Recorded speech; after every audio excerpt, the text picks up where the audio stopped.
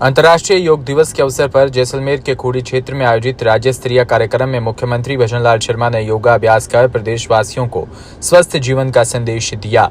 इस बार एक पृथ्वी एक स्वास्थ्य थीम पर आयोजित योग कार्यक्रम में मुख्यमंत्री, मंत्री, सांसद, विधायक और भाजपा संगठन के पदाधिकारियों ने उत्साहपूर्वक हिस्सा लिया। जैसलमेर के खूड़ी के रेतीले धोरों पर आयोजित इस कार्यक्रम की शुरुआत प्रधानमंत्री नरेंद्र मोदी के देशवासियों को संबोधन से हुई, जिसमें हजारों लोगों ने ध्यान से सुना। इसके बाद मुख्यमंत्री शर्मा ने योग साधना की और कहा कि योग भारतीय संस्कृति के अमूल्य धरोहर है, जो तन मन को स्वस्थ रखने का सशक्त माध्यम है।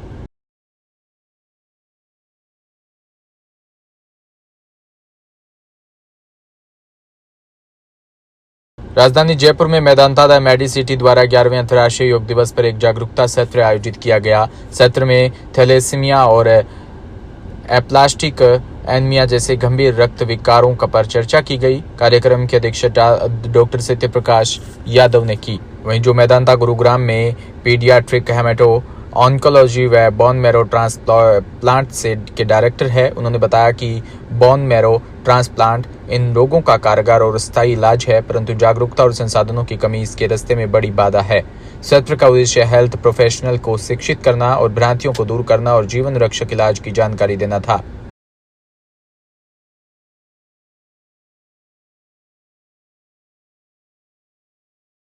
चला रहे हैं, उसका उद्देश्य क्या है और अब तक आपने क्या टारगेट अचीव किया? तो आज का जो मेन उद्देश्य है जयपुर शहर में आने का मेदांता हॉस्पिटल से, वो ये है कि हमने यहाँ पे थैलेसीमिया बीमारी के जो पेशेंट्स हैं, जिनको ज़िंदगी भर हर महीने खून चढ़ाना पड़ता है, उनका एक परमानेंट इलाज है बोन मैरो ट्रांसप्लांट। और बोन मैरो ट्रांसप्लांट करने के लिए जो पहला स्टेप है वो है कि HLA टाइपिंग, कि आपका और डोनर का बोन मैरो सेम है कि नहीं है, उसका एक टेस्ट होता है HLA टाइपिंग। उसका कैंप लगाया गया, थैलेसीमिया पेशेंट्स को आज देखा गया और उनकी फैमिली, उनके भाई बहनों का और पेशेंट का टेस्ट किया गया, जिससे पता चल सके कि कितने पेशेंट्स के भाई बहन हैं जो फुल मैच हैं, तो उनका बोन मैरो ट्रांसप्लांट से परमानेंट इलाज हो सकेगा। और गवर्नमेंट की तरफ से एक पहल की गई है, थैलेसीमिया बाल सेवा योजना लाई गई है, जिसमें कि थैलेसीमिया पेशेंट्स का बोन मैरो ट्रांसप्लांट के लिए फाइनेंशियल हेल्प गवर्नमेंट की तरफ से है। 10 लाख रुपए बोन मैरो ट्रांसप्लांट के लिए मिलते हैं और 17 हॉस्पिटल्स में स्कीम अवेलेबल है, गवर्नमेंट और प्राइवेट सेक्टर में। मेदांता हॉस्पिटल गुरुग्राम में भी अवेलेबल है।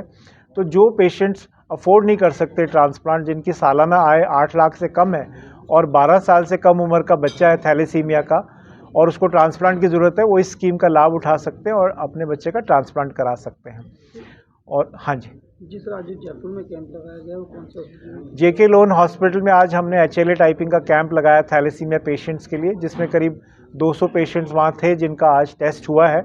और हम उम्मीद करते हैं इनमें से बहुत सारी फैमिलीज़ को फ़ायदा होगा, उनको पता चल सकेगा कि उनका बच्चा के लिए डोनर अवेलेबल है कि नहीं है, और वो अपने बच्चे का परमानेंट इलाज करा पाएंगे बोन मैरो ट्रांसप्लांट के जरिए।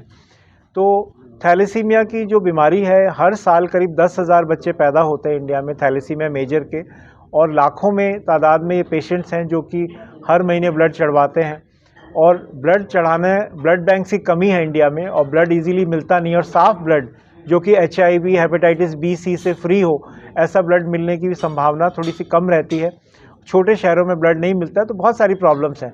तो हमारा मेन पर्पज़ है कि बोन मैरो ट्रांसप्लांट एक परमानेंट इलाज है, तो ज़्यादा से ज़्यादा पेशेंट्स इस इलाज को एक्सेस कर पाएँ और अपने बच्चे को परमानेंटली ठीक कर पाएँ, वो मेन पर्पज़। भीलवाड़ा में मांडलगढ़ विधायक गोपाल खंडेलवाल के जन्म दिवस पर शुक्रवार को विधानसभा क्षेत्र के करीब 52 करोड़ रुपए के सड़क कार्यों के शिलान्यास व ब्लॉक हेल्थ यूनिट भवन का लोकार्पण सांसद दामोदर अग्रवाल ने मुख्य अतिथि व भाजपा जिला अध्यक्ष प्रशांत मेवाड़ा के विशिष्ट आतिथ्य में किया। विधायक खंडेलवाल ने सुबह 5 बजे सिंगोली 4 भुजानाथ के दर्शन कर अभिषेक हवन कर गौशाला में गायों को चारा खिलाने के साथ कार्यक्रम की शुरुआत की। ग्राम पंचायत सराना में स्वागत अभिनंदन के बाद गौटा माताजी में दर्शन कर लाडपुरा गौशाला में गायों को चारा भी खिलाया।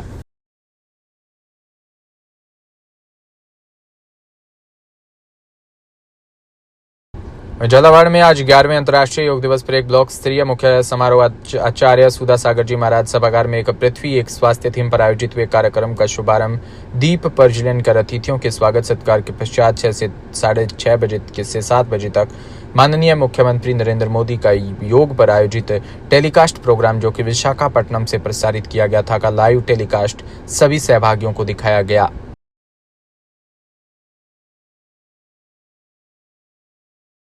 बारां के हरनावदा शाहजी कस्बे में आयुष विभाग व पतंजलि परिवार के सानिध्य में निर्देशन व सहयोग में माताजी डूंगरी स्थान पर 11वां अंतर्राष्ट्रीय योग दिवस कार्यक्रम संपन्न हुआ, जिसमें बड़ी संख्या में अधिकारी, कार्मिकों व कस्बे के नागरिकों ने भाग लिया।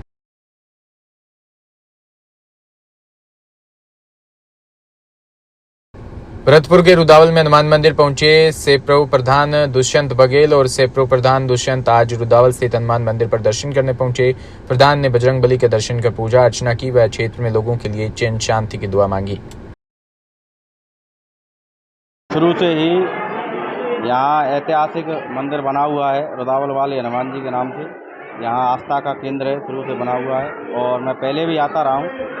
यहाँ आज मैंने माथा टेका है रुदावल वाले हनुमान जी के सामने और मैंने सभी के लिए, सभी जितने भी जनता जनार्दन है, सभी के लिए सुख शांति की कामना के लिए मैंने यहाँ माथा टेका है। और आज योग दिवस भी था, तो योग दिवस के रूप में यहाँ एक कार्यक्रम में मैं आया था, तो यहाँ दर्शन करने का मुझे सौभाग्य प्राप्त हुआ और मैं आशा करता हूँ बालाजी की कृपा से सभी पर।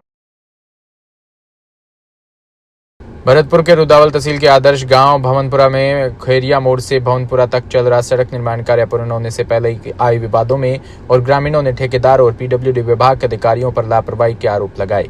वहीं हमारे चैनल के संवाददाता सोहन सिंह योगी ने सड़क के हालात जाने और ग्रामीणों से बातचीत की। देखिए आप क्या बोले उन्हीं की जुबानी से। साथियों नमस्कार, मैं हूं सोहन सिंह योगी और आप देख रहे हैं डीपी के न्यूज। चलिए दिखाते हैं आपको ऐसी तस्वीरें जो भजनलाल सरकार के गृह जिले की तस्वीरें, जो सड़कें जो भजनलाल सरकार बड़े बड़े वादे करती है, जमीनी हकीकत पर सड़कों की हालत देखी जाए तो बिल्कुल बदलाव बनी हुई है। और कुछ सड़कों को टेंडर हुआ है तो लेकिन उनमें घटिया सामग्री लगा करके उनको लीपा पोती करके जो अधिकारी यानी ठेकेदार हैं वो उनको बना करके तैयार कर रहे हैं। लेकिन कहीं ना कहीं इनका जो हरजाना है वो जो ग्रामीण है, राहगीर हैं, उनको भुगतना पड़ेगा। तो यहाँ कुछ ग्रामीण है, ये मामला है भरतपुर जिले के ग्राम पंचायत भवनपुरा का है, जो खेरिया मोड़ से भवनपुरा के लिए सड़क सैंक्शन हुई है और जिसकी लागत यानी 50 लाख रुपए हुई है। तो यहाँ जो ठेकेदार हैं वो उनकी मनमर्जी के चलते हुए जो कहीं कहीं सड़क को जो पहली डाबरीकरण हो रहा है उसको ना तो खोदा गया है और उसी पर जो लीपापोती करके उसको बनाया जा रहा है और कहीं कहीं खोद करके थोड़ा बहुत जो गिट्टी है या सामग्री है वो डाली जा रही है। और ये जो आरोप लगा रहे हैं ग्रामीण वो चौड़ाईकरण का भी लगा रहे हैं कि जो कागजों में चौड़ाई है वो अधिकतर है, लेकिन जिसको बनाया जा रहा है ना तो अतिक्रमण हटाया गया है और उसको जितनी जगह में सड़क बनी हुई है पहले ही उसी में बनाया जा रहा है। तो ग्रामीणों से बातचीत करने की कोशिश करेंगे। क्या मामला है भाई, सब बताएं पहले। मामला सर ये अपना अभी जो रोड सैंक्शन हुआ था खेरिया मोड़ से भवनपुरा, जिसकी लेंथ AN साहब से निकलवा के लाए भैया बयाना से, जो एस्टीमेट है यहाँ का एस्टीमेट दिखा सकते हो आप पब्लिक को, जिसमें खेरिया मोड़ टू भवनपुरा लेंथ जो ली गई है रोड की वो 2 किलोमीटर ली गई है, जबकि एक्चुअल जो हमारी लेंथ है वो अपने बंदवारठा रोड से लेके और भवनपुरा तक 1300 मीटर है। उसमें 500 मीटर पर CC ली गई है। उसके अलावा जो सैंक्शन किया गया है विभाग ने, पहली बात तो हमारा रोड है जो 20 साल में बन रहा है जी। 20 साल के बावजूद बनने के बावजूद जो डावर पहले से बची हुई है 500 मीटर में उसी पर लिपापोती की जा रही है।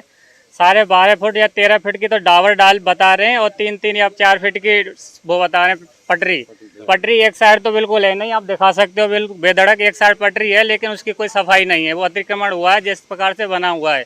तो हमारा तो कहना यही है, अगर हमारा 20 साल में रोड बन रहा है तो पुनः निर्माण मतलब पूरा रोड उधर के और दोबारा से बनना चाहिए, ये मांग चाहते हैं। ठेकेदार हैं उनसे या फिर ठेकेदार से भी बात हुई है, वो कह रहे हैं कि साहब आप JN साहब से बात करो, IN साहब से बात करो। उनसे बात की है तो उन्होंने कागजों में भीतर एक और लाइन लिखी हुई है कि इसमें 57% पर ही, हमें क्या मतलब है साहब 57% और 55% से हमारा तो पूरा रोड बना के दो ना, अब सही तरीके से नवीनीकरण हुआ है। यहाँ के जो JN है वो किस कार्यालय से आते हैं, कहाँ? ये जो अपना कार्यालय जो आता है अपना बयाना इनके हेडक्वार्टर है, लेकिन उच्चयन कंट्रोल करता है एक्सियन वो JN साहब। भी लोगों उनसे बातचीत करने की कोशिश, क्या मामला है मुझे बताइए। यही मामला है रोड का, और ये रोड दोबारा से बनना चाहिए, बढ़िया तरीका से बनना चाहिए। 20 साल में बनना है रोड। और सबसे बड़ी समस्या है पटरियों की। पटरी अगर चौड़ी होंगी तो वो पानी जो सड़क का है वो सड़क पे नहीं भरेगा, वो पटरियों पे चले जाएगा, साइड में चले जाएगा।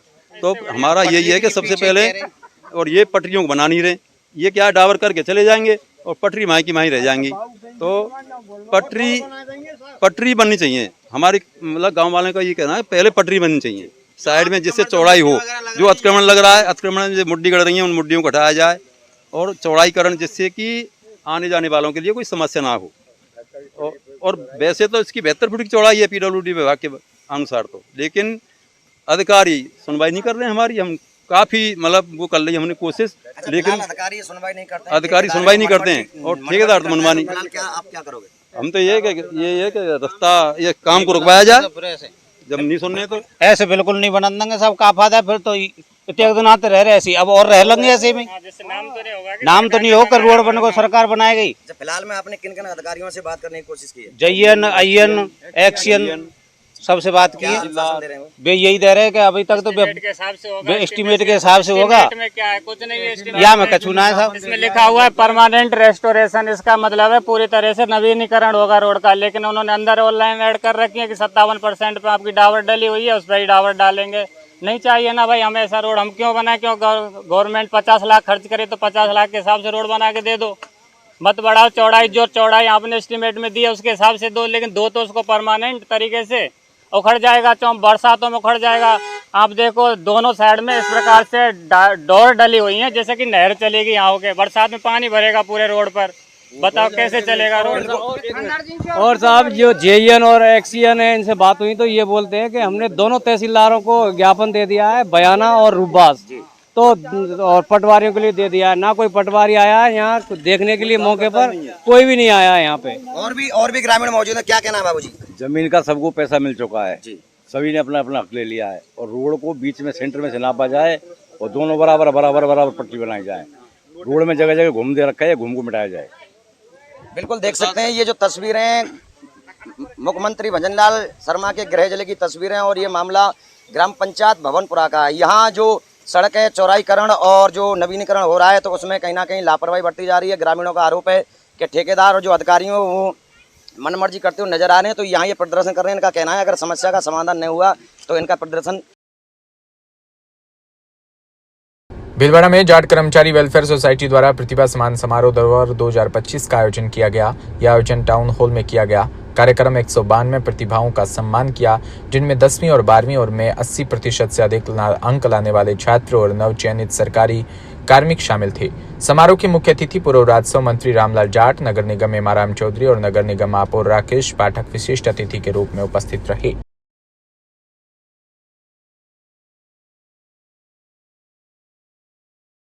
जाट कर्मचारी सोसाइटी द्वारा आयोजित इस कार्यक्रम में जो जाट समाज प्रतिभा सम्मान समारोह 2025 के माध्यम से, इसके अंतर्गत जाट समाज के करीब 200 के लगभग बच्चों और जो 40-50 जो सरकारी नौकरी में जो बच्चे लगे उनके प्रतिभा सम्मान समारोह का कार्यक्रम था।